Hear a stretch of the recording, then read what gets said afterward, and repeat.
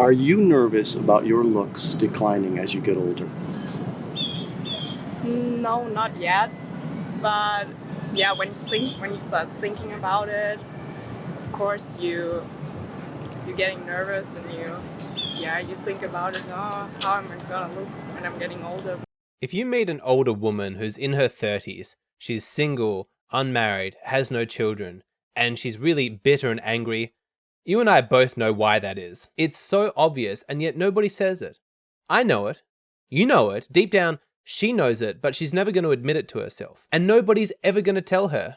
I mean, I get why. It's because it's so politically incorrect. Just because nobody says it doesn't mean that it's not true. So what's the real reason why these single older women are angry and bitter? Roll the clip. Do most women accept their looks going down with age? Okay. Or do they get depressed and upset? Okay. Not you, just most women. Yeah. Hard. It's a hard one. I think. Yeah, it depends, but I think a woman will get, maybe upset and depressed, because you're always comparing yourself to other women at your age and also to younger women, and maybe it will make you a bit upset. Why are these single women in their 30s angry and bitter? It's because they're not pretty anymore. That's it. They can say it's because men are shallow or that men were scared to commit to them or whatever excuse it is, but that's all secondary. The real reason is because they're not beautiful anymore. How do we know this? Well, you see, men being shallow wasn't a problem for her when she was 21. It didn't matter to her back when she was beautiful that men weren't committing because she had options. She was at her sexual market peak and she was flooded with male attention. One guy wasn't giving her what she wanted. Who cares? She'll just move on to the next one. You don't tend to see a problem with how a system operates, like the dating market, if you're the prime beneficiary. You know, if you've got the privileged position, then you have no complaints. The thing is, though, that women at their peak don't realize that they're in a privileged position. They've never known anything different. To them, it's just normal. You sit there thinking, of course women know that they're privileged. They get everything handed to them on a silver platter. There's nothing easier than being a young, pretty girl. That's the easiest position there is. There's no way that they're not aware of that, but they're often not. You think, well, how could that be? How could they be so blind? How could they not be aware of this?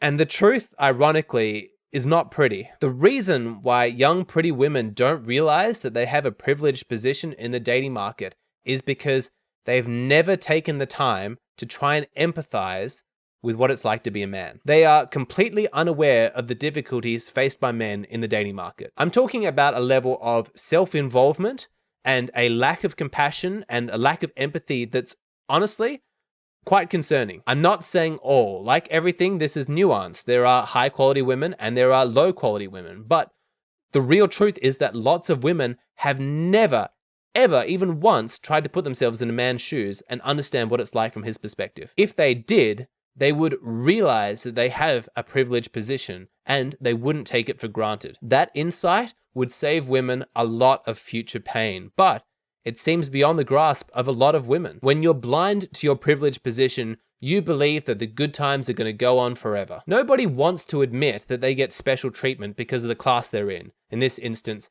young, beautiful women. And because to them it seems normal, they end up feeling entitled to that position. That's why they get so angry when they're older, once they've lost their youth and they've lost their looks. Instead of thinking, wow, that was fun. What a ride. I really got to have this, 10, 15 years in this highly privileged position. That was amazing. I feel so lucky. I feel so grateful to have had that experience. But now I'm just a regular person. I'm having the experience of, a typical male. But that's not what she thinks. She's not grateful for the privileged position that she got, which most men will never have. She's thinking, I am entitled to the same level of attention and special treatment that I always was. I deserve male attention. I had it for all of those years. I deserve to have that continue. But it doesn't continue. It stops. And that's where the anger and the bitterness sets in. But remember, no matter what she says, no matter who she blames, the real reason that she's angry is because she's lost her looks. That's it. I guarantee that if she was still young and if she was still pretty, she wouldn't be angry. She would have no complaints. The aspect of this that is most frustrating is not actually her denial. It's not her inability to admit the real reason why she's angry and bitter.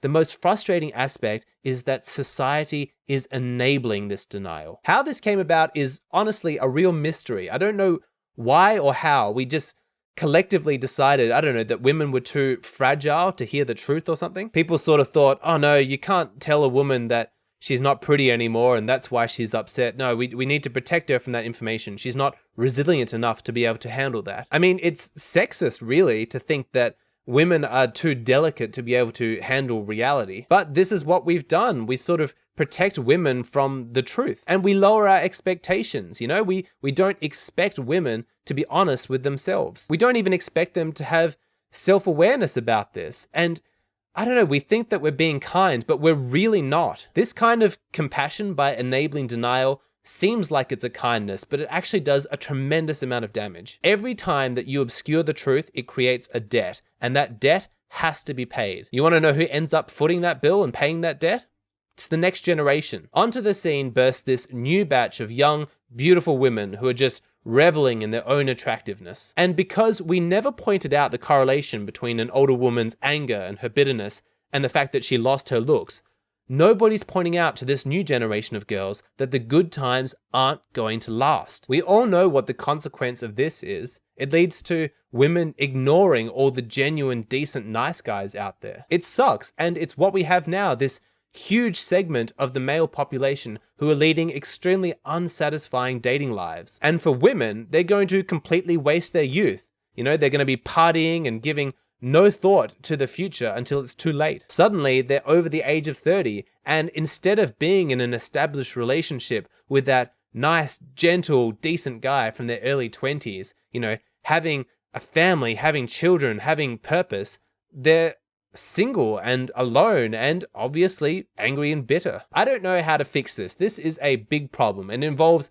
a lot of societal change, but I have to believe that the first step is talking about it, acknowledging that there's actually a problem here. You might think I'm wasting my time with videos like this because my audience is primarily male, and yes, I want this video to be seen by women. That is why I've created it. I want women to hear this message for their own sake, but also for the sake of men. I want the men of the future to live in a dating market where women have more realistic expectations, where women are more grounded in reality. A dating market where the women are less entitled and less self-involved, because that's better for everybody. So I consider this video worth it if just one older woman listens to it. One older woman listens and thinks, you know, he's right. That's actually at the source of my anger and my bitterness. I'm just pissed off because I'm not pretty anymore. If she can admit that inside herself, then maybe, just maybe, when she has her own daughter, she can tell her about the reality of how things really work. She'll say to her daughter, sweetheart, there's going to be a time coming in your life where you're going to feel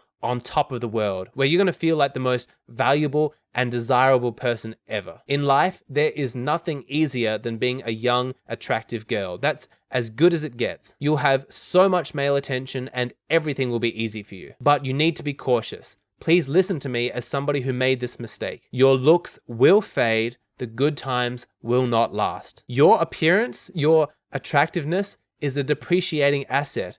Don't take it for granted. Don't be self-indulgent. Don't use your looks as an excuse to party with Chad and stroke your own ego. Use your best years to attract a kind, decent man with good, solid values. The kind of guy that you'll be glad that you chose as your partner for decades to come. I mean, if this video inspires that conversation to take place somewhere in the world just once, then it was worth it. So in the interest of trying to get this message to people who wouldn't ordinarily come across it, I'm going to do something that I don't do very often and ask you, if you have not subscribed to this channel, subscribe specifically on this video. This is the way that the YouTube algorithm works. It only suggests videos to new people if that video drives subscriptions. So if you haven't already subscribed to this channel, subscribe on this video because it's going to tell YouTube this is an interesting video and it's going to push it out into the wider community. And hopefully it's going to reach some women and inspire that conversation. That's all for today's video. You know how the ending goes. I'm going to remind you that I do private consultations with men who need advice on dating,